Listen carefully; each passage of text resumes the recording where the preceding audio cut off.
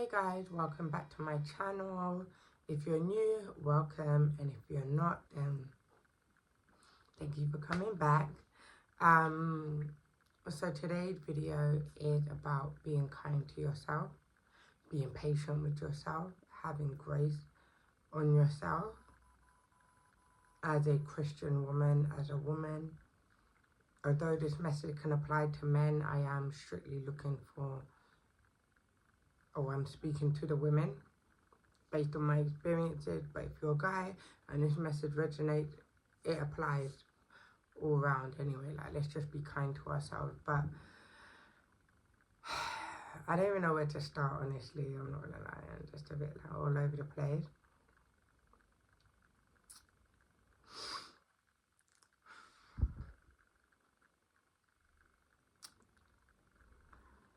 So I'm sorry, I'm just trying to think of where to start, honestly. Maybe I'll start a little bit from the beginning. I'm not going to do my whole life story. I hope not, because I can go on and on. Okay, so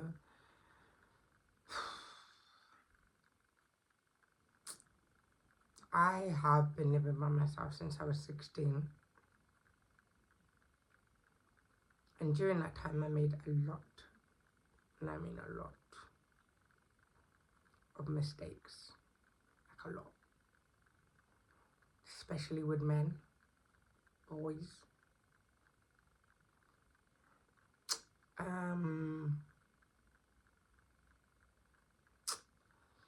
But that was when I wasn't a Christian. I became a Christian in 2019. Like, I declared to myself or to God out loud, I give my life to you. But I didn't actually start going to church and really walking that Christian walk until 2019. And then shortly after was COVID, and I was really on fire for God during that time. I was going Bible study, Bible school, church, doing research behind the scenes.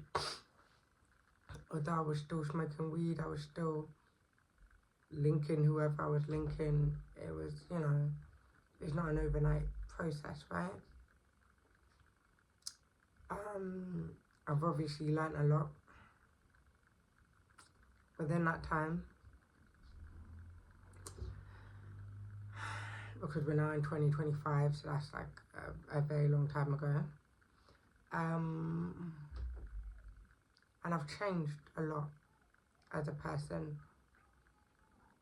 A lot. My sister be telling me stories and I'm just like perplexed by my own actions. Like, why would I do that? Why would I say that? Like, I'm asking her, like, she would have the answers, like, because I can't reason with old actions anymore. Like, I can't even begin to understand, like, that behavior or mindset in some cases. And that is the goodness of God, to be honest. I look back at my old ways and I'm just like, it's like shedding skin. To now try put back on that old crustified, crinkly, like when a snake sheds skin, it always looks cold and crinkly, and the fresh skin just looks all nice and glossy. To try put on the old me again, it's like putting on some mingy garments. Like, it's all crinkly and cold and raggedy. Like, like, I don't even want to put on the old me anymore. Like, I just don't, right? I just don't. And there's parts of yourself that, like I said, has shed, through Christ, that I notice about myself, and others can testify of that. So I'm going along my Christian journey, definitely not been perfect. I quit smoking weed in 2020, and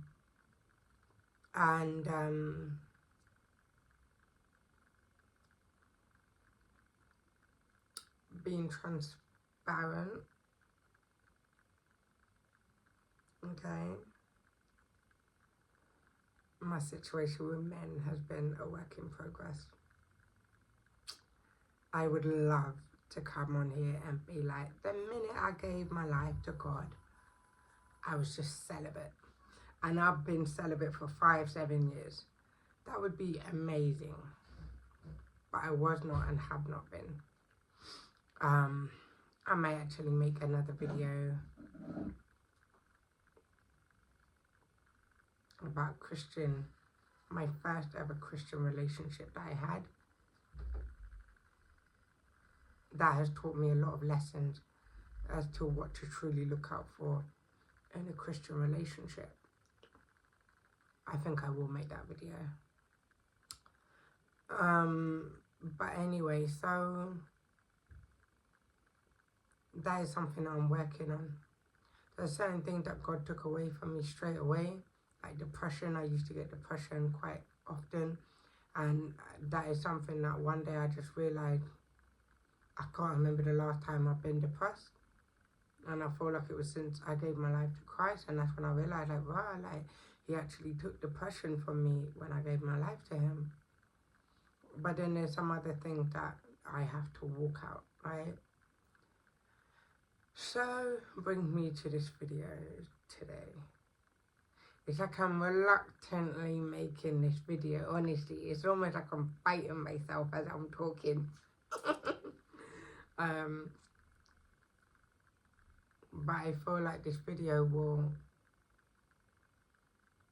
help somebody else and will let those who can relate to this video know that they're not alone.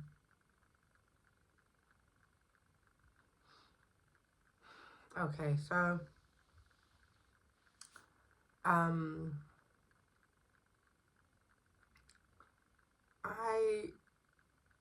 of recent years, have felt like there's parts of me that have shedded, right? Some parts of me really have shedded, like for real, shedded, right? But then there's some other parts of me that I thought I had left behind. I thought I had died to. I thought I had shedded. And of recently, I realized that I don't think that that's the case.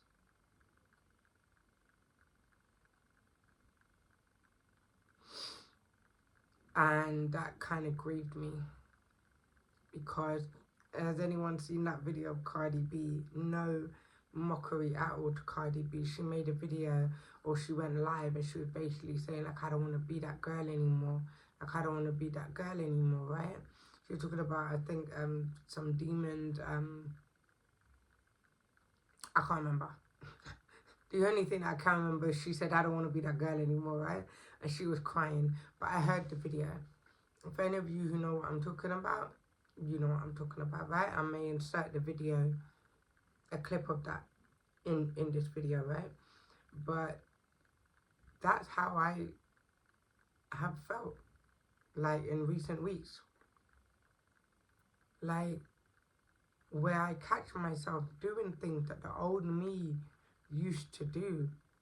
And I'm shocked by my actions. I'm shocked by my thought process. Like, no way this is what I'm still on. No way this is what, like, I would still entertain or would even come to my mind still. It would still be an option. Like, I thought I came away from that, and the realization that there are certain things that I have not walked away from as far as I thought I walked away from it. Don't get it twisted. I still notice a change, because the conviction is still there. The aftermath of not feeling happy about my actions or my thought process is a big change compared to before. So, you know, like, let's just say here is where I started, and here is, you know, the Christ-like goal. If I am here, I thought I was all the way over here, but I realized I'm actually here. So there is still some travelling. I have walked some part away from my old self, but I haven't quite reached the destination, and I haven't quite reached as far as I thought I had, right? And so that was heartbreaking for me, because I could only just think of Cardi B, the heartbreak in her voice, like, I don't want to be that girl anymore. You know, she said, I just want to be a mother. I don't want to be that girl anymore. And I don't know, but when I was going through what I was going through the other day, that's really how I felt. That I don't want to be the old me. I don't want to be that girl anymore. You know?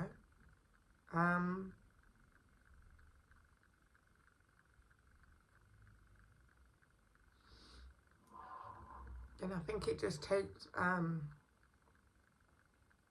clearly you still got to walk it out. I haven't given up on myself for as long as I still have breath. You know, I could never go back to the old me entirely. I think for those who have come from certain background to come to Christ, have seen the transformation to just completely ditch Christ entirely and completely go back to your old ways, 100%, it's crazy. I just couldn't. I don't want to. That I'm happy where I'm at. My way of thinking, my desires, it's yeah. I don't want to go back. Like, I'm happy with how I think, how my views, the new person I've become and I'm still becoming. But yeah, recently I've just been disappointed with myself. Feeling like I don't deserve forgiveness and all of this stuff. I know we all are worthy of forgiveness, but I'll be battling with it myself, to be honest. Now, I go to a church and I love my church. Absolutely love my church. And currently they have a program for women. It's just like a short couple weeks program just for women. I think they have one for men as well. And so far it's all about building up our self-worth, our value, who we are. And to be honest, I remember the first time I was in one of the sessions, within myself I felt to cry, because after like being there for like an hour, about an hour, I felt to cry, because there was a part of me that wished I had somebody to speak life into me the way that our teachers or mentors were speaking into us in that class. As a woman, living by myself at 16 and having grown up in care, I don't have a dad. My mum has been mentally unwell since almost forever. You know, no real family around me like that. There was no guidance when it came to men, when it came to, like, sometimes even if you have brothers or male cousins, it helps. I have no brothers, and I didn't speak to my cousins. I literally have probably only interacted with my cousin like 3 times, and the last time was when I was 13, like, and that was at one family reunion, you know. Otherwise, I didn't even remember I had cousins. I probably met them when I was 5, maybe in my younger years, but life was so chaotic, I didn't grow up remembering that I had cousins. And then I met them one time when I was 13 at a family reunion, and I've never seen them again. So I think I have 2 male cousins. One is like a good 15 years, or no, a good, yeah, like a good, no, I think 20 years younger than me. And I got one cousin older than me, and based on what I saw at 13, he's not street smart, streetwise in any capacity to even show me the game that these men be playing, right? And then there's my uncles, and they were not consistently in my life like that. So I made a lot of bad choices. I was very gullible, very friendly, very gullible. And the way that these people speak at this Christian, all-female program, right? It's something that maybe your mother would say to you, that your auntie would say to you, maybe if you have a kind big sister would say to you, your nan, that you're beautiful, you're valuable, you're invaluable, you're worthy. And I think the whole point of the next couple of weeks program will be to talk about our worth, our value as a woman. What is value to you? What does value look like? You know, do you consider yourself worthy? How do you act out that worthiness? And these are things that I've never even thought of, like, am I valuable? I've never associated myself with something of value before. It's just never been a topic of conversation. And in terms of, I think at one point one of the mentors or whoever had asked the women a question on Zoom, and I had said, I don't know about value, but I don't want to say I don't feel valuable, but I don't feel worthy. And I meant in relation to God, because I still sin. You know, I don't feel worthy. Like, I don't know if I'm going to make it to heaven kind of thing. But in terms of in life, that I'm just invaluable. I mean, I know we're all unique and we're all special, but to feel it to my core, I'm valuable. It's just never been a thought. And there was something that kind of grieved in me, that I never had someone to speak this into me. I do that to my children.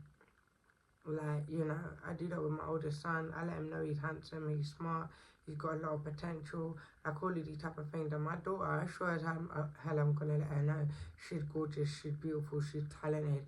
And not to let the games that these men play, and trust me, I've got stories to tell for days, to allow that to be played on her. Do you know what I mean? But I've never had anyone to tell me. I don't think all throughout my life, besides a man, I've had an adult or someone, you know, tell me like, you are beautiful, you are intelligent, you are gorgeous. You know, like, really speak life into your daughters, into your nieces, into your cousins. Like, I've never had that. And so that kind of grieved me. But it's okay, we move. I'm doing it now, okay? It's better late than never, okay, guys? So, what do you call it? And one of the things that they did in the class, that I know I'm a little bit maybe all over the place, I'm not too sure. But if you feel like I'm a little bit like just kind of telling stories and a bit all over the place, just bear with me. I'll tie it in later. But one class that we had with this all-female program, right, where when I really liked this, it really stayed with me. Our mentor or teacher had, like, let's just say like a £10 note. And she was like holding it up. She was like, what am I holding? And we're all like, £10 note. And she's like, all right, cool. Then she crumpled it up. Yeah? And this is the plastic, I thought I had something in my eye. Yeah, this is the plastic note, so, right? And she crumpled it all up. And then she brought it out again. She's like, how much is this worth? And we're like, £10. And then she tried to rip it. Poor lady, she forgot it's plastic, right? Not like back in the day, you could just rip up your money. So she couldn't rip it up, right? So then she poured ketchup on it. Or, no, did she even have ketchup? I can't actually remember if she had ketchup or if she said if she put ketchup on it, what would the value be, right? But I just had it so clear in my mind that there was ketchup on the note. It feels like she actually put ketchup on the note, but I don't know, right? So, but let's just say she put ketchup on the note. So it's now crumpled and it's got ketchup on the note. And then she's like, what is the value of this? And we're like, £10. I got where she was going with it. And I'm not gonna lie, I've never had something so like solidified within myself of understanding of true value in God, and how no matter your circumstances, no matter your past, no matter what you've done, no matter what you've been through, your value still stays the same. That's what I got from that. Because they went around and we all got something different, but I gave my 2p piece.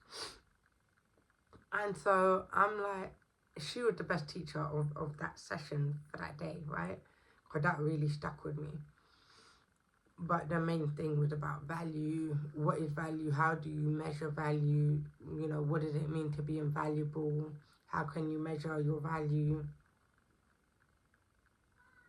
I feel like all women need this class, especially young girls. All young girls need this class. All young girls need some kind of mentoring about their value, about their worth, about their purpose. Yeah? So many girls are walking around lost, thinking that their purpose is just to look hot, to, you know, to be a bad girl, to just be gawked at. And if they're not gawked at, they're questioning their value. Am I not nice? Am I not worthy? Because 10 bag of men ain't trying to holler at me. You know, like male gaze is the value of, equates to their value kind of thing. Anyway, right? And I hope that what I just told you about the £10 note, even back in the day, when we could cut up paper or rip it up, even when you ripped up paper, you know it was still valuable, right? If you had a £10 note and it was ripped in half, you know if you sellotape it back together, you could still exchange it as £10. They're not going to be like, oh, it's ripped, I can't do nothing with that no more. You know that, right? Right. You are that money, except you are £100, £1,000. You know they got £50 notes, right? You know they got probably $1,000 notes. I don't know, in other countries, I don't have a clue. Yeah, but more than England, there's higher notes, higher than 50s, I'm sure. Beyond 50, I don't know any other higher note in England. Okay, maybe I'm not rich enough yet, but in other countries, I'm sure they have like big notes. Value notes, right? Anyway, and let's just say, yeah, that is you. So that means whatever value God has put in you, your talents, your beauty, maybe your funniness, your quirkiness, your creativity, whatever he instilled in you that makes you valuable, that makes you you. And you being you is value in itself, right? No, it does not matter how many children you have, even though this world loves to say you are less desired. I am less desired to the wrong man, and that's fine. That is fine, yeah? Because like that £10 note, that £100 note, that whatever note, whatever money it is, even if it's not note, it could be a whole bunch of notes, £1 million. Even if all the £1 million had ketchup on it, it's still worth £1 million. Even if you crumpled up every single note of £1 million, it's still worth £1 million. Even if all the £1 million fell in horse manure, for any of you that have smelled that, it's rank, it stinks. And someone just dropped from the helicopter aeroplane £1 million note in the horse manure, it is still worth £1 million. Now some difficult people be like, well, I don't want that. You a lie.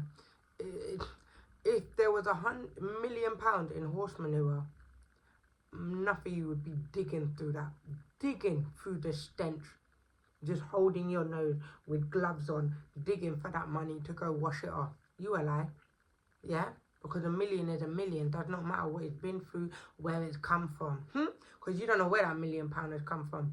Whether that was blood money, whether that was from the bank, whether that was from somebody saving, whether that was found in some sewer somewhere. If £1,000,000 just landed on your street, on your doorstep, you don't know where it's been, where it's come from, but you know that it's worth £1,000,000. You're lying to me.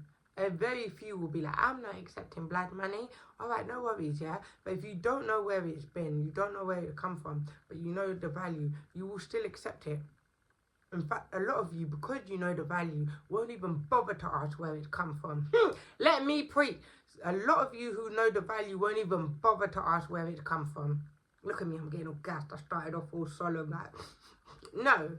That's why I like making these YouTube videos, you know, because I'm not just preaching to you, but I'm preaching to myself as well. But a lot of you, or men, or women, or whoever, yeah, when something is worth £1,000,000, you won't even bother to ask, oh, you know, someone drops £1,000,000 on your doorstep or you find it on the street. Do you think you're going to bother to ask, like, where did this money come from? Like, was this blood money? Was this, what kind of money? Did it come off the toilet? No, I need to know where this money came from. No. Majority of people will be quick to snatch it. Why? Because of the value that it holds and all that they can obtain with it. They don't care where it came from. They don't care what it's been through to get on their doorstep or what it's been through to get in front of them.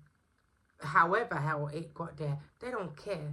They just know that it's here, and I recognize the value of £1,000,000. That's all I care about. I don't care who was holding this £1,000,000 first. I don't care how this £1,000,000 got here. All I know is this £1,000,000 is now in my possession. And I'm not letting this £1,000,000 go. That's how a man would view you as a woman. No matter what you've been through. I'm preaching. I don't care. Whether you like what I'm saying or not, whether you feel like I'm just soothing my own wound, I don't care. Click off my page, yeah? Because at the end of the day, and just like, you know, the note that I gave, your value is your value. It's like me being black. I'm black. Does not matter how many kids I have, I'm still black. Does not matter what I've been through in life, I'm still black. Doesn't matter whether I'm educated, uneducated. Guess what? I'm still black. Right? So there are facts about you that it does not matter what you do. Even biologically, some people they try to change their sex or gender or whatever they call it. You cannot, because biologically, if you die, DNA will come back if you were born a woman and then, I don't know, you do your surgeries or whatever you do to try and become a man. If you die, God forbid, and nobody knew who the hell you were, DNA will come back that you are a woman of such and such age, of such and such race. It's not going to come back that this is now a man. So there are some things that no matter what you go through, even extremes of chopping off willies and all that to become a woman and tucking it in and all that, yeah? And I'm not judging, even though that's not of God, but I'm not trying to, you know, like, condemn you. But I'm just saying, no matter the extreme that people go through, the DNA will still show up that you are a man. Meaning, who you are is who you are to your core, no matter what you try to do to change it, or no matter what you've been through. So that's the same with me being black, that's the same with me being a woman, and that's the same with me being a worthy, valuable, invaluable woman. God made me and crafted me wonderfully and perfectly made. It said that God knew me before I was in my mother's womb. It said that God handcrafted me. He knitted me together in my mother's womb. And God has instilled things in me that make me unique. Other people may have similar qualities of me. They might look a bit like me. They might talk a bit like me. They might be funny like me. You know, they could be, you know. But they don't have every single one of my attributes. They don't have, they're just not me, right? You could never be. And I am invaluable. because God made me this way, right? And so, just like I'm black, just like I'm a woman, there are some things that you cannot change. It doesn't matter whether I never bathe for 100 days, I'm still black. Doesn't matter whether I scrub my skin and I bleach my skin, I'm still black. So it does not matter whether you made a lot of wrong choices with men or women, whether you have no kids or 2 kids, you are still valuable, or 3 kids or 4 kids or 5 kids or however many, right? Your value still stays the same. Like that £10 note, whether you crumple it up, you put ketchup on it, you rip it up, the value still stays the same. You cannot change the value. The only way that that £10 no longer becomes £10 is if you burn it to ashes. You burn it to ashes. Like, which means you're dead. You know? And that is when the value goes. Even if you, besides ripping a £10 or £20 note in half, even if it's ripped in a few pieces, you know, the Bank of England will still accept it. They will still accept it. Maybe not the average bank, you know, because maybe if it's ripped in half and you sellotape it, they'll take it. But if it's like got a few rips and tears and it's like ripped 4 times, maybe not, I don't know. But the Bank of England accepts more damaged notes than the average shopkeeper or whatever, and they will exchange it for the right value, but like a brand new note, because to them it's still valuable, right? And look at the Bank of England like God. Okay, I'm preaching. Sometimes you don't even know that you're preaching, but you're preaching, yeah? So, the Bank of England is God. Because God knows our value. So you can come to God broken, you can come to God messy, you can come to God twisted, and He will still recognize your value. And where other people rejected you at the corner shop or wherever, you know what I'm saying. Hopefully you're staying with me on this analogy. God still recognizes your value. And so you go to God with your broken self.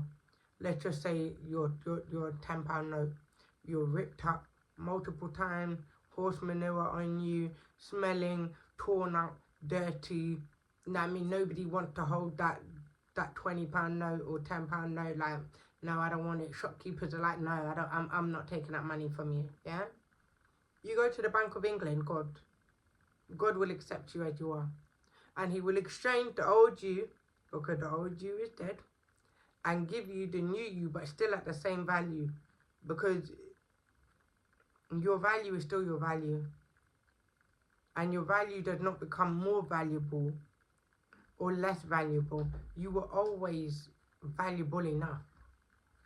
You were always, valuable enough. Like, going to the Bank of England doesn't now get you more money.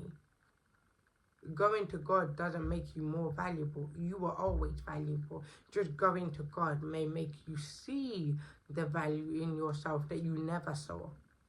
And when you see your own value, you carry yourself in value. And then other people may then perceive your value who never once saw it before. There's a video, I can't remember what it was titled. I was just scrolling and I saw it. But I really like the message. So if any of you have seen it, leave your comment down below. Let me know how it resonated with you. But basically, it goes along the lines of something like this, not word for word, but basically, somebody gave, let's just say their grandson or something, let's just say like a watch. And they told the grandson to go to see how much the watch could be sold for. So they took it somewhere, maybe like to a pawn shop. And the pawn shop is like, oh yeah, this is about, I say about £10. You can't really get much for it than £10. So they went and told the granddad's like, take it somewhere else. So they took it somewhere else. This person's like, oh yeah, it's a rare piece, but it's got damage and it's this and that. Yeah, I'll give you like £50 for it. Told the granddad like, yeah, go somewhere else. And so they end up, after going to a few places that weren't really going to give quite enough value for the item, they ended up somewhere. And when they ended up, wherever the hell they ended up, But the person was just like, oh my gosh, this piece, this rare, antique, exquisite, limited edition piece, broken, scratched, whatever it is, this is such a rare gem. This is so almost invaluable, but such a valuable piece. I will give you £10,000, £20,000. Even with the scratches, it is still worth that much. And so the moral of that story was that some things are, it's not that they are not valuable, it's that they are not in the right environment to be valued for the true worth that it is. And so as a woman, if you are, I say like have multiple kids, I have multiple kids, but I say multiple kids because I feel like it's a narrative on social media that if you have multiple kids, your value is less. But there's some men that I've come across in my lifetime, even one guy that I know, he's 40, thinks he's God's gift, right? He's got no kids and he's 40, so he feels like, oh, he got everything going for himself. But he doesn't have his own place, doesn't have a car, doesn't have a stable job, you know, parties literally every weekend. Like, you may think you're a catch because you have no kids or baby mothers, but even in your singleness, even with your no kids, you still have nothing to offer. Having kids does not mean you're not valuable, because you cannot have kids and still not hold any value. There are some women that don't have no kids and they have no sense whatsoever. They have no goals, they have no ambition, they're not striving for more. They're out partying every single weekend, every single chance that they get.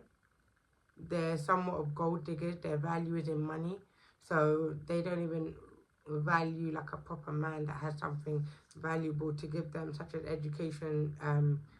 You know, like you want a man that has some kind of wisdom. That's what I mean by education, right? That can teach them something. I don't want to feel like I'm always having to teach my man something, which I've been in that situation before, and trust me, it's not cute at all. It's not it. It's not it at all. Like, I'm all for we teach one another, but when it comes like I'm teaching a child, like, it's not it, right? And as a man, being a leader, you should have something to be able to teach your woman, because you are the leader, you are the head. You know what I mean? So, yeah, like simple things like that, like being supportive emotionally, having ambition, good work ethic, being a Christian man, like being able to lead me and cover me spiritually, these type of things there. But some women, you know, they don't care if you got a Porsche, Ferrari, you got a certain amount of money in your bank account. They don't care if they're not attracted to you if you're ugly. They don't care if you have multiple baby mum. They don't care. Like, you got money. That type of stuff. Like, such women obviously need to know their value, because, you know, that's a whole nother story, because that's not it either. But there are people that are single with no kids that sound like they're a cat, but when you break it down and you start ticking all the boxes, they can't hold conversation.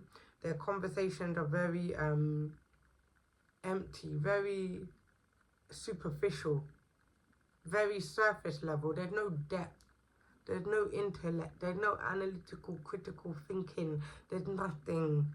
But yes, they're 25, 30, no kids, but there's nothing. It's no. You know, you try to throw ideas out there, maybe they could help you. They wouldn't have a clue, because the depth of their thinking only goes so far. So you could never really get them involved in like proper entrepreneurial thing or anything, like, you know what I mean? Like when you're trying to really reach the scales in life or certain heights in life, they can't contribute.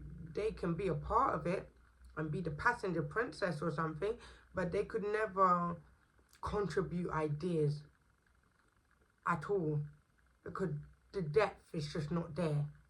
To me, that's not a high value woman.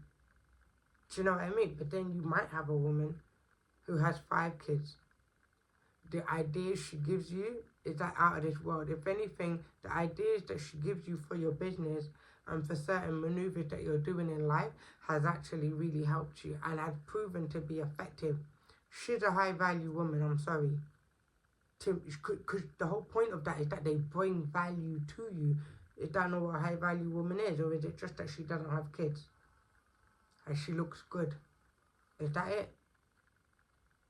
Because I thought it was actually bringing value. And having kids does not mean you don't bring value, so I don't understand how the two kind of equated to having kids equals no value or maybe less desirable for some. That's okay. That's okay. Not everybody wants to take on other people's kids or parent other people's kids or be with someone that has kids if they don't have kids. That's not wrong at all. That is preference and that's perfectly okay. But it's not okay to start degrading and acting like such women with a history or women with children or, you know, whatever are now not valuable. If it's not your preference, that's perfectly fine. But to say they have no value, they're less, you know, desirable, no, to you, to said person.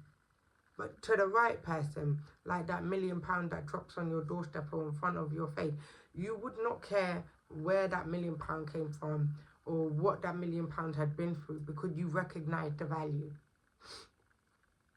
And a true man of God, when he sees you, a true man of God, a man that God has ordained for you, will see your value. And when that man sees your value, he won't care how many kids you have. He won't care what you've been through in previous relationships. He won't care about mistakes that you've made in life because he sees your value.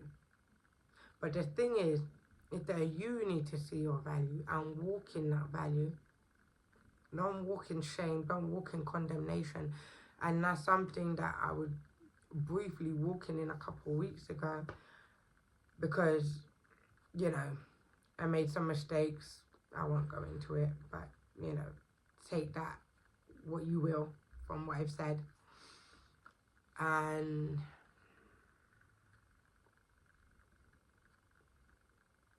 I just wasn't happy about it. I was disappointed in myself.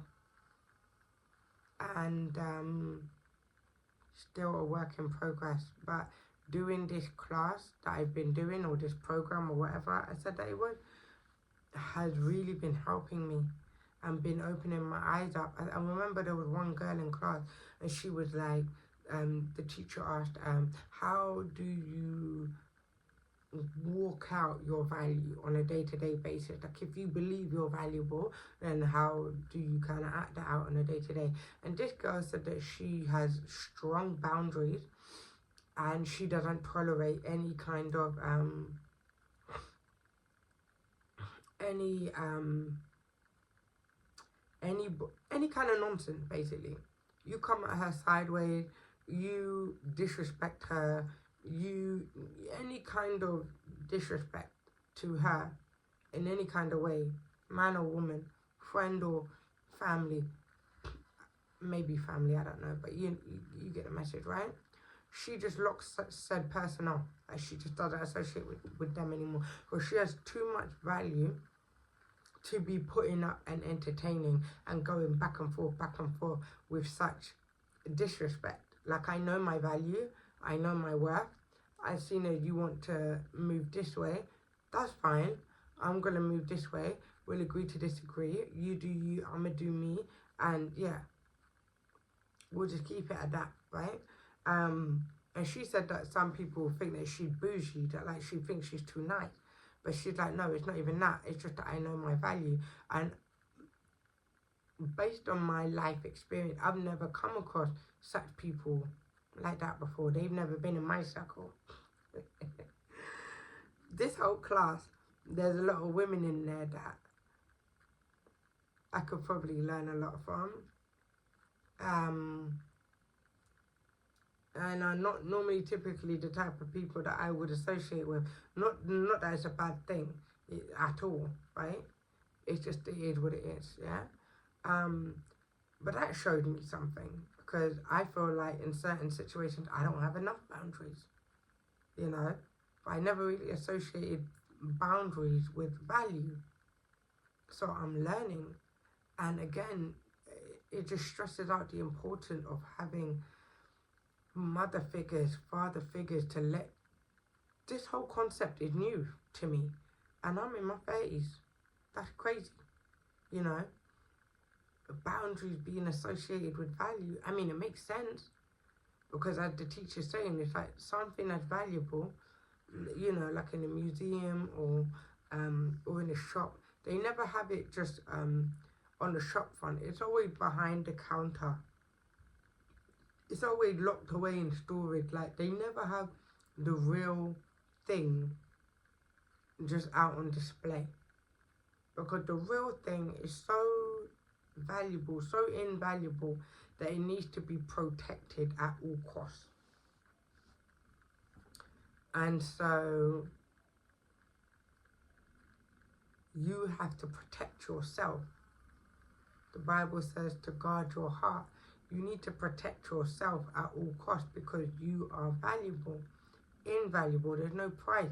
The price is the price that Jesus paid with his life. And his life is, again, even invaluable. Like, you can't really put a price on the life of Christ. And yet he laid his life for you. The God of, like, the person who created us, because we were created, or creation was made through earth and words spoken into existence. And Jesus is the Word of God made flesh. So technically Jesus made us, our creator, dying for us. Creator of the universe. Didn't die for angels. Not trying to die and redeem Satan, but is dying to redeem us. That's how valuable we are. We are made in the image of Christ. We are the only being to ever be created that is made in the image of Christ. I mean, not Christ, sorry. Made in the image of God, although Christ is also included, right, in that. Because the Bible said, let us make man in our image. So Christ is in there, yeah? You are invaluable. And for you to be made in the image of the creator of this world, do you think that your messy, ugly, dirty, stinking past, whatever that looks like, you went to prison, you robbed other girls, you stabbed a man, you got 10 kids, I don't even know, like, you didn't finish school, you flunked out, like, you did drugs, like, whatever. You being made in the image of Christ, or the image of God, sorry, which is Christ, and whatever, right? But you being made in the image of the creator of this world, how can the creator of this world create something in his image or their image, and that thing become devalued based on something that it did? Like, God is still God. No matter what God does, even if God was to make a mistake, which God doesn't, but even if he did, it doesn't take away his magnificence. It doesn't take away his power.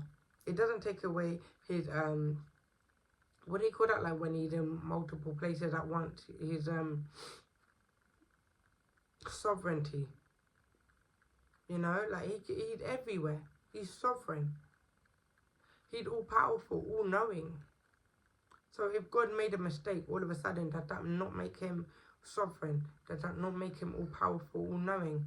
Does that not make him have authority? Does that all of a sudden not make him have the ability to snatch and give life? No, it doesn't. It doesn't. It really doesn't. I mean, luckily for us, God doesn't make no mistake, and he doesn't lie. But if he did, the creator is still the creator. That's like if your mum or your dad makes a mistake, or they do some messed up stuff. Are they any less your mum or your dad? they're still your mom, they're still your dad. Like, that cannot be undone based on their actions. There's nothing. They could be a bad mom and a bad dad, yes, but without them, you would not come to be in existence. So they are still your mom and dad. Without God, we would not come to be in existence. So He is still our creator. Does not matter what He does. Does not matter what our parents do. Our parents are still our parents, whether we choose to acknowledge it or not. You are still black. You are still white. You are still Hispanic, Turkish, Greek, Spanish, Irish, Scottish, whatever race you are watching me, Jamaican, African, whatever race you are, does not matter what you do. You are still the race that you were given. You cannot do enough bad things or sinful things to make you any less your race. You cannot do bad things or sinful things to make you any less valuable. It's just not possible. It's not possible. And this is something that at the same time of me having made some mistakes, and at the same time I'm also doing the female program, that I'm like battling with, like, I'm disappointed in myself, but I'm still valuable. But why did I do that? But like, I'm still valuable, you know? And that is where having grace and being kind to yourself, we make mistakes.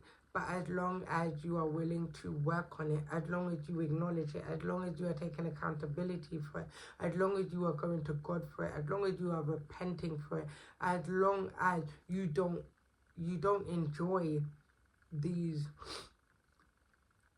old ways or new ways, maybe if you picked up some new habit, God forbid, you know. But as long as you're not just content in it, like, you know,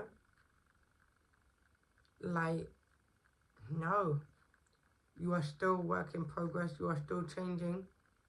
No, you are still work in progress. That's it. When the people, what was it, Egyptian, they, or the Hebrews, sorry, or was it the Israelites? Look at me like I don't know my Bible, but whatever, yeah? Those that were being freed from Egypt, that Moses led out of Egypt, right? Now, to me, in this situation, we'll look at it like this. An hour. My goodness. Okay, I'll try to wrap it up, yeah? The people that left Egypt are like us, having left our old ways. Egypt is our old ways, is our old habits, whether that's smoking weed, that's sex outside of marriage, that's cursing, swearing, anger issues, stealing, lying, gossiping, the list goes on, yeah? We are now leaving the old us, the old place, Egypt, and we are going into the promised land, stepping into our new identity, stepping into our identity in Christ, because we are made new in Christ, right?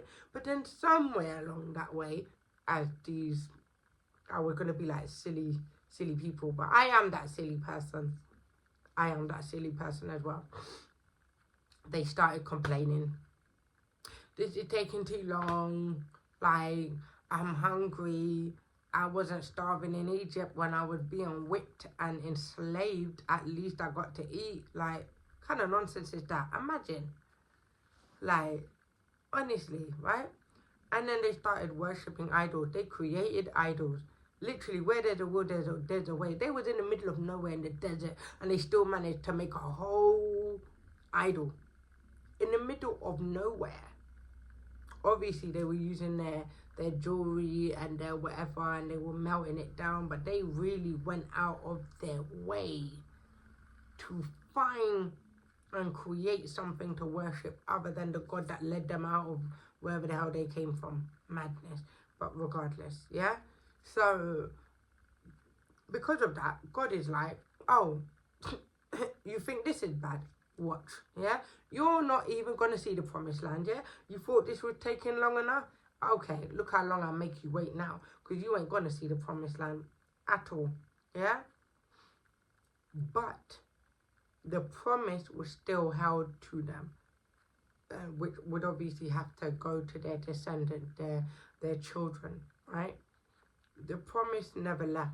They still, or their descendant, their bloodline, still had to enter into that promised land, even if they themselves did not, because of their disobedience and whatnot, right? Um, but, and that is the same for us. We have left our old ways, Egypt. Now we're on our journey to becoming Christ-like, into our true identity, where we truly belong, because Egypt never belonged in enslavement. Like, well, they weren't Egyptian, sorry. The Hebrews, the Israelites, they were never meant to be enslaved. They weren't born to be enslaved. That was not meant to be their portion. We were not meant to do certain things or born to do certain things that we've done. But for whatever reason, circumstances, whatever, that's just what happened. So now we're entering into our new identity, our true identity, where we were meant to be who we were meant to be all this time. Along that way, we may find ourselves reminiscing about old times. You know, like, oh, I missed the club. I haven't been clubbing in a while. I miss my drink or the weed. I haven't smoked, I haven't drunk in like 6 months. You come so far, and then maybe you go through something uncomfortable, because it can't be comfortable just being in the desert. You go through something stressful in life, maybe debt, or I don't know what it is, and it makes you think, I need to go clubbing to relieve my stress. I need to go drink to relieve my stress. I need to smoke weed. I need to have sex. I need to do something that I used to do to relieve my stress, to have a good time, to take my mind off things. Because you're going through a dry season, an uncomfortable season in your life during that transition. That transition is never easy. It may not always be fun, exciting. It may be boring, lonely, difficult, uncomfortable. Like, and then you start reminiscing about, you know, like if you're waiting for your husband and you've been celibate for 5 years. And then you start reminiscing on maybe, you know, or you've been celibate for 2 years, I don't know. And then you start reminiscing on exes or previous encounters. Like, you know, because that period is uncomfortable. It's a bit long, it's a bit boring, it's a bit, you know what I mean? A bit dry, yeah? But now, so, like, but God still had that promise to the Egyptians. I don't know why I keep saying Egyptian, please forgive me. To the Israelites, right? Or to the Hebrews. I can't remember like what to call them. I don't know if the Israelites were the Hebrews or what, but don't come at me, right? Where he still had that promise to them to go to the promised land. It's the same way that when God speaks in his word, the Bible, and he speaks about our value as people, as a woman, that is God promises to you. And his word, and he is his word, he never lies. So if God says I'm valuable, if God says I'm fiercely and wonderfully made, if God says that he who finds a wife finds a good thing, yeah, and as somebody else said, you are the wife before you become the wife. And some people want to be like, well, you're not a wife that I made, you're not the good thing, yeah? You have to be the wife to become the wife. And there is a wife in me, you know? Just like I feel like there is a good husband in every man, but, you know, he may not bring that out of himself due to trauma, ignorance, selfishness, demons, you know? But God made us to be in union with the opposite sex, for us to procreate and to, you know, have multiple children, which is not to be done outside of marriage, obviously. So how are you going to have kids unless you're married? So we were meant to be wives. We were meant to be husbands and wives so that we can procreate and fill the earth with children. And, you know what I mean? Multiply. multiply in every area, not just kids, but kids is one of them, right? So if we're meant to have kids, that means I'm meant to be a wife. I have a womb, which means I'm meant to bear children. And if I'm meant to bear children, I'm meant to be married, because I'm not meant to be having sex outside of marriage. And if I'm meant to be married, then that means I was also made with the ability to be somebody's wife. Amen? Don't tell me nothing. There's a wife in me. I am a wife. I may not be your wife. I may not be Tom, Dick and Harry's wife down the road. I may not be the wife for them. But there is somebody, Timbuktu, down the road, round the corner. God has his eye on this man that he knows, say, this girl right here would be the perfect wife for you.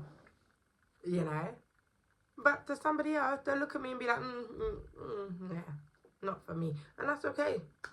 You're not meant to be for everybody. But I am for somebody. That's a fact. Because I have a womb to create.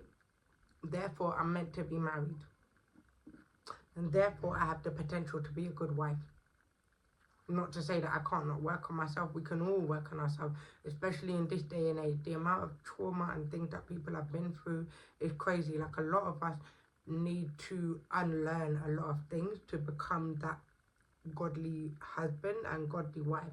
A lot of us have got a lot of unlearning, healing, and deliverance to go through to be that wife, or for the men to be that husband.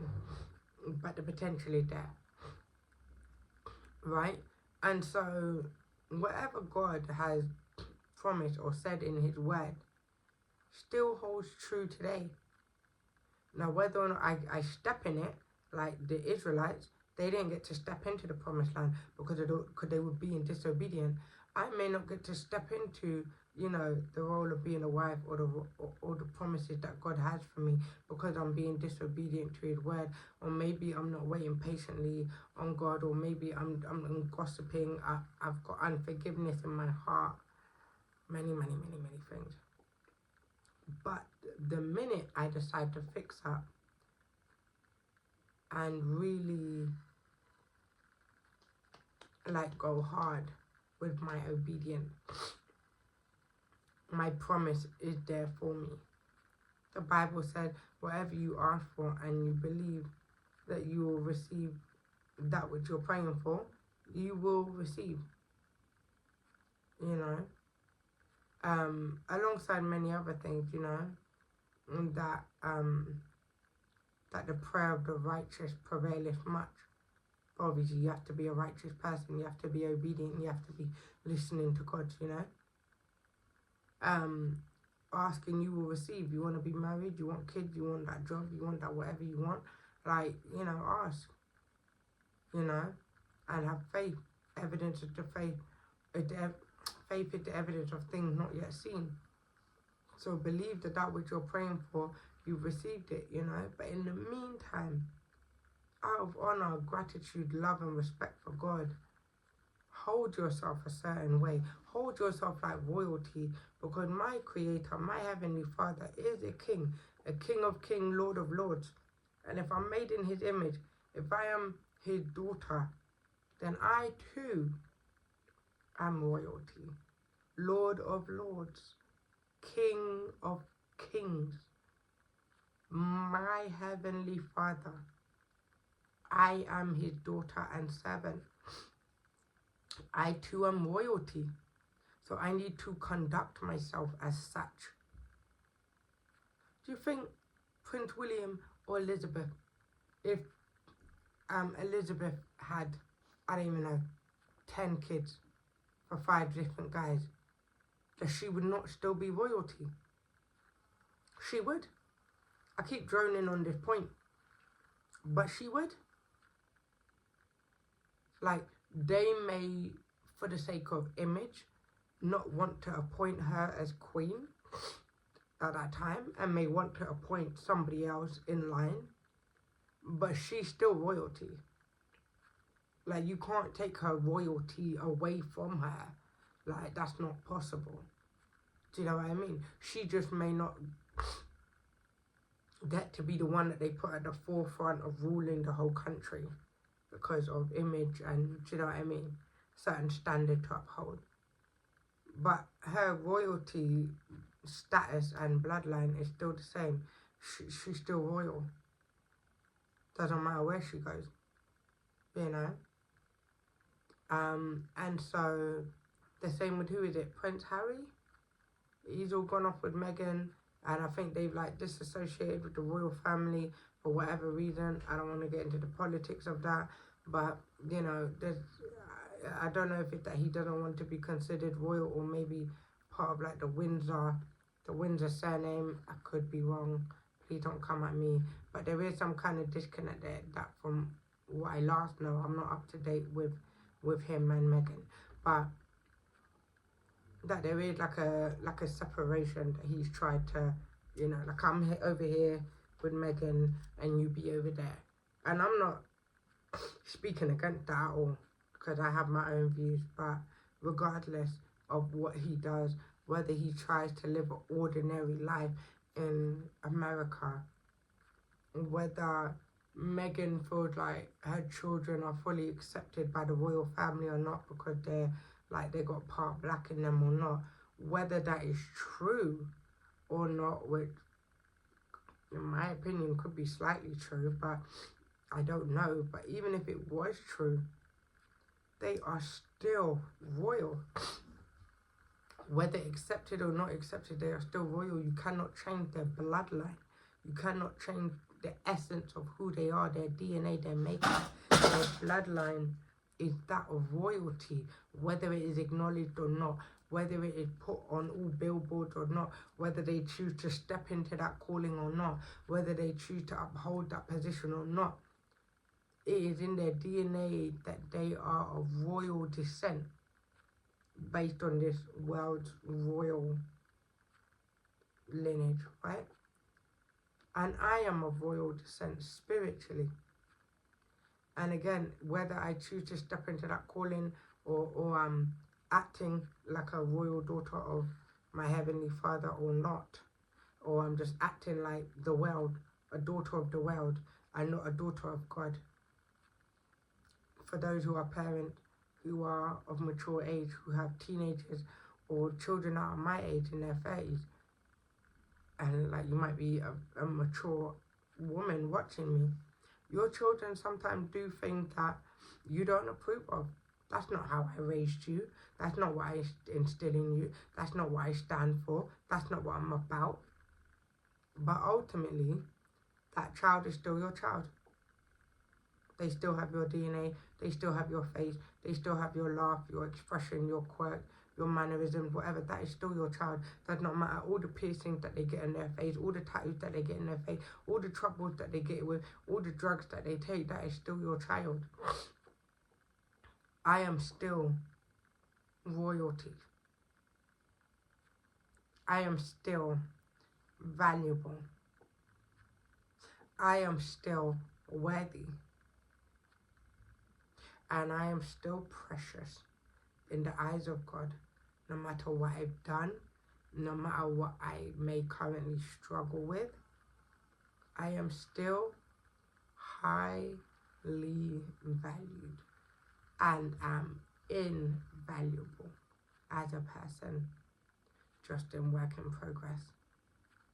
And so I will end on the note of, I want you women and men, if you've been watching, I'm gonna be like randomly for some reason, but if you have been watching, I appreciate if you feel like this video helped you in any kind of way. As a guy, I guess, but as a woman,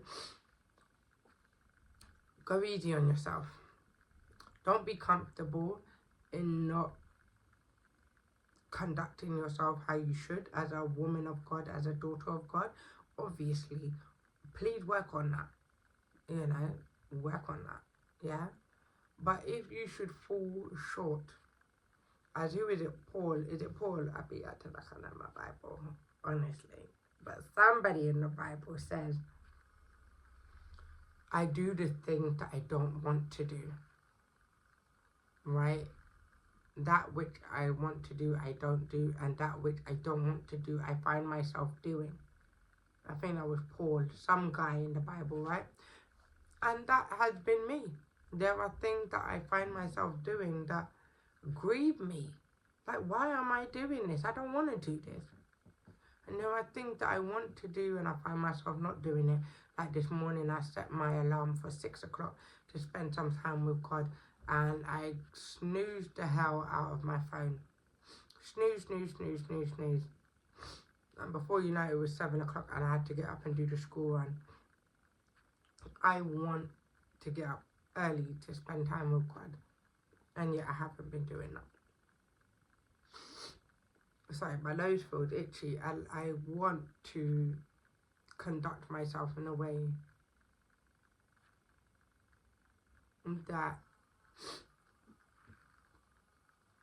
is more of a representation of God, the God that I serve. I want people to look at me and know there's something different about you. I don't know what it is. I'm not Christian, I'm atheist, I'm spiritual, I'm whatever I am, but her, there's something different about her. I want the glory of God to be on me, which I don't think can happen unless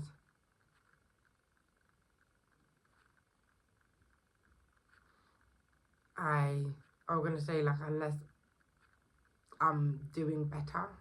But then at the same time, I was conflicted because I'm like, it's not by works. Do you know what I mean? It's, maybe that's just salvation, but again, I'm still learning, yeah? But, yeah.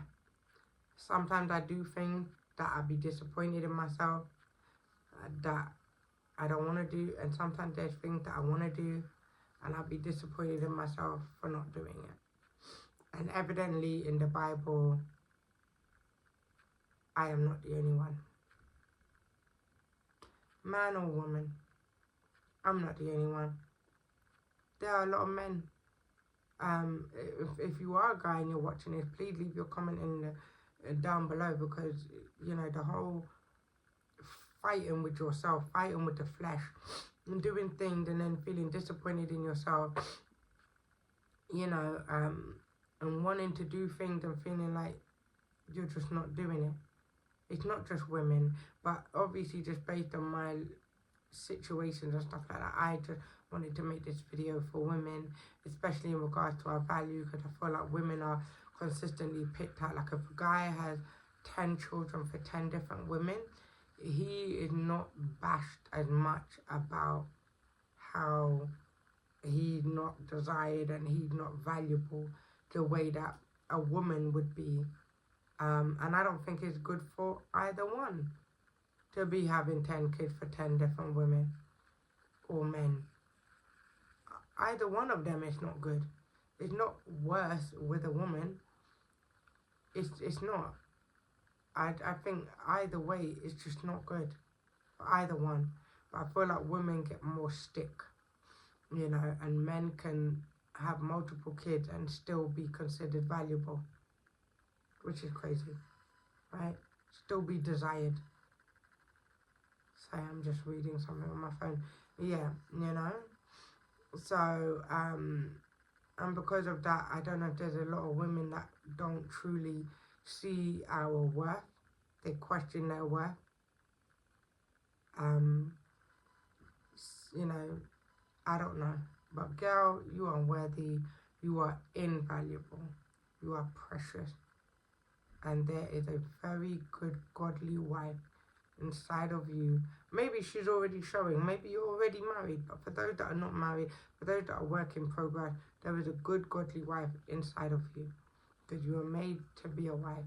Among other things as well, And there's a good godly husband who will see your value.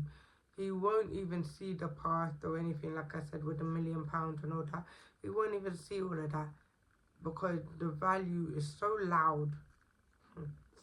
The value that you hold will be so loud, it will drown out any past mistakes that you made, or it will drown out any issues that other people may have with you. because the value is too high. You know, like when you go into a charity shop, I've been seeing a lot of these videos where people have been going to high-end, um, what's that, like, fancy, posh areas and going to their charity shop. It's different going to, like, central London charity shop to going to charity shop in Hackney. Do you know what I mean? What you're going to find in those charity shops are two different things. And so they've been making a video about all the really expensive name brands that they've been able to find in that charity shop. And I think one woman bought something for £250. It was a bag. I don't particularly think that the bag was nice, but each to their own. But the bag's value is meant to be over £1,000. And this bag was secondhand. And not where I come from, am I spending £250 in a charity shop, second-hand goods? But it would make sense if it was for something of value. That value of that bag was so costly that the cost that the woman had to pay to obtain that bag did not pale in comparison to the original price. So for her, she still got a bargain. Sometimes you can be like second-hand goods unless you're like a virgin or you've like never done anything bad in your life. When you go through things in life, you have kids, you're not a virgin, maybe you got a criminal record, you've been a bit messy in your life, doing God knows what, I don't know. You know? Let's use that as second-hand goods. But the value of you as a person is so invaluable that whoever comes to find you, man or woman, if you're a man and a woman, you know, could be your wife or sees you as her husband, or you're a woman and a man comes along to view you as his wife, he will see your value as being so high that whatever price he has to pay to obtain you, to keep you, he will pay it. Because the price that he truly sees that you are is not one that he could afford. So whatever he can afford, he's willing to pay.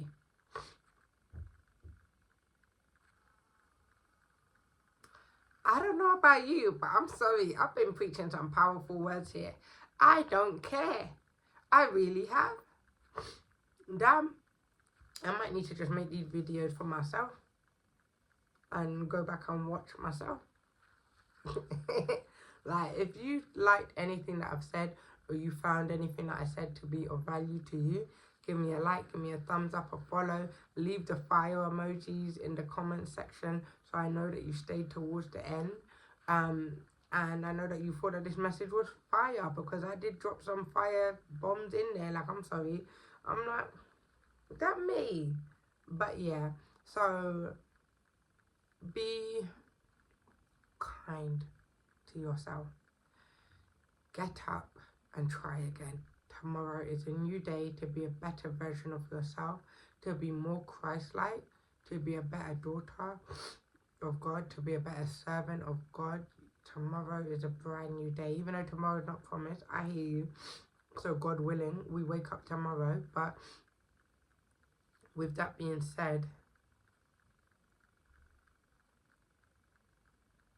you can keep trying. Just don't give up. Just don't give up. And keep trying, keep trying, keep trying, keep trying. Keep trying. And all the time that you keep trying, keep trying, keep trying, you won't even recognize who you are when you look back at all the little steps that you've taken. Failed, got up, failed, got up, failed, got up, failed, got up, you know? Just don't give up, man. It's a journey, it's a walk, it's a lifestyle. And it's not easy. You know, so if you find yourself falling short, if you find yourself slipping up, if you find yourself entertaining old habits or falling into your old ways, recognize it, repent, be kind on yourself, and just move forward and do better. And before you know it will get less and less, you know. Like if you're smoking weed, you will, you know, and you make a mistake. Well, you don't make a mistake, but you slip up and you want to smoke. Repent and work on it. And before you know it, instead of smoking every day, you smoke once a week, and then you smoke once every 2 weeks, once a month, once every 3 months, once every 6 months, once a year. Do you know what I mean? Like, you may still keep going back to it, but when you go back to it, it's not as often, it's less often. And then before you know it, it's once a year, once every 2 years, and then it's just gone. You know, so don't beat yourself up like it, you know, it's a process. Anyway, I keep banging on, you know, or rolling your eyes like, you're like, okay, we get it, I know. All right, okay. But anyway, I hope this edified you in some way. And if it did, like I said, like, thumbs up, subscribe. Send this video to someone that you feel like they could benefit from it. Leave your comment down below, any questions that you have. And until next time, peace.